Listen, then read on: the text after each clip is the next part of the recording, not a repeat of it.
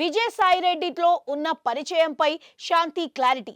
ఆంధ్రప్రదేశ్ దేవాదాయ శాఖ assistant commissioner శాంతితో విజయసాయిరెడ్డితో ఆమెకు సంబంధం ఉందని, తాను విదేశాల్లో ఉన్న సమయంలో శాంతి గర్భవతి అయి బిడ్డను కన్నదని, అందుకు వైసీపీ ఎంపీ విజయసాయిరెడ్డి కారణమని అనుమానిస్తున్నట్లుగా ఆమె మాజీ భర్త మదన్ మోహన్ అనే వ్యక్తి సంచలన ఆరోపణలు చేస్తూ ఒక లెటర్ రాశారు. ఆ లెటర్ ఎవరు లీక్ చేశారో తెలియదు కానీ మీడియాకి, సోషల్ మీడియాకి వచ్చి రచ్చ చేస్తోంది.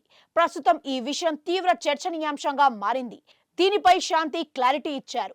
అవును, తాను విదేశాల్లో ఉన్న సమయంలో తన మాజీ భార్య శాంతి గర్భవతి అయి బిడ్డను కన్నదని, అందుకు వైసీపీ కీలక నేత, ఆ పార్టీ ఎంపీ విజయసాయిరెడ్డి కారణమని అనుమానిస్తున్నట్లుగా ఆంధ్రప్రదేశ్ దేవాదాయ శాఖ అసిస్టెంట్ కమిషనర్ శాంతి భర్త సంచలన ఆరోపణలు చేశారు. అంతేకాకుండా ఆమె పనిచేస్తున్న దేవాదాయ శాఖ కమిషనర్కు ఫిర్యాదు కూడా చేశారు. ఈ నేపథ్యంలో శాంతి మీడియా ముందుకు వచ్చారు. ఈ సందర్భంగా తనపై వచ్చిన ఆరోపణలపై క్లారిటీ ఇచ్చారు. ఇందులో భాగంగా తన మాజీ భర్త చేస్తున్న ఆరోపణల్లో ఎలాంటి వాస్తవాలు లేవని ఆమె స్పష్టం చేశారు. తనకు మదన్ మోహన్ తో 2013లో వివాహం జరిగిందని తెలిపారు. ఈ సమయంలో మదన్ మోహన్ క్రిస్టియన్ కావడంతో హిందువైన తనను మతం మార్చుకోమని హింసించేవాడని ఆరోపించారు. ఈ పరిస్థితుల్లో 2016లోనే తాను పెద్ద మనుషుల సమక్షంలో విడాకులు తీసుకున్నట్లు చెప్పిన శాంతి, బాండ్ పేపర్పై ఇద్దరం విడాకులు తీసుకున్నామని, అప్పటికే తనకు 2 కవళ్ల ఆడపిల్లలు కలగడంతో చెరొక బిడ్డ సంరక్షణ బాధ్యత ఇద్దరం తీసుకున్నామని తెలిపారు. విడాకులు తీసుకున్న మదన్ మోహన్ తనను వేధించేవాడని ఆమె స్పష్టం చేశారు. ఈ నేపథ్యంలో 2020లో తనకు ఉద్యోగం వచ్చినట్లు తెలిపిన శాంతి, ఆ తరువాత వేరే అధికారి వేధింపుల నుంచి కాపాడిన సుభాష్ అనే లాయర్ను వివాహం చేసుకున్నట్లుగా తెలిపారు. ప్రస్తుతం వివాదాన్ని ఎదుర్కొంటున్న బిడ్డ ఆయనకే పుట్టినట్లు ఆమె వివరించారు. ఈ ఏడాది ఏప్రిల్లో కోర్టు నుంచి కూడా విడాకులు తీసుకునేందుకు మదన్ మోహన్ తను అప్లై చేసినట్లుగా ఆమె చెప్పారు. అయితే ఈలోపు తనపై కొన్ని పత్రికల్లో తప్పుడు కథనాలు వస్తున్నాయని ఆవేదన వ్యక్తం చేశారు.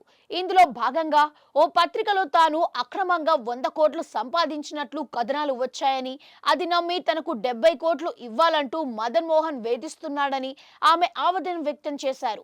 ఈ క్రమంలోనే ఎంపీ విజయసాయిరెడ్డితో తనకు అక్రమ సంబంధం అంటగడుతూ బ్లాక్మెయిల్ చేసే ప్రయత్నం చేస్తున్నాడని ఆమె ఆరోపించారు.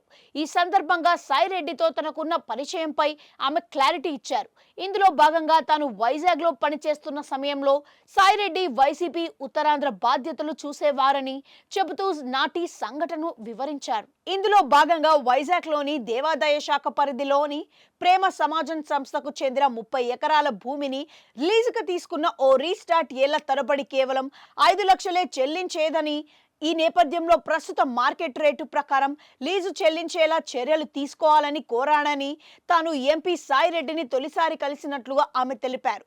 అనంతరం ఈ ప్రేమ సమాజం సంస్థకు 25 లక్షల వరకు లీజ్ మనీ వచ్చిందని ఆమె తెలిపారు.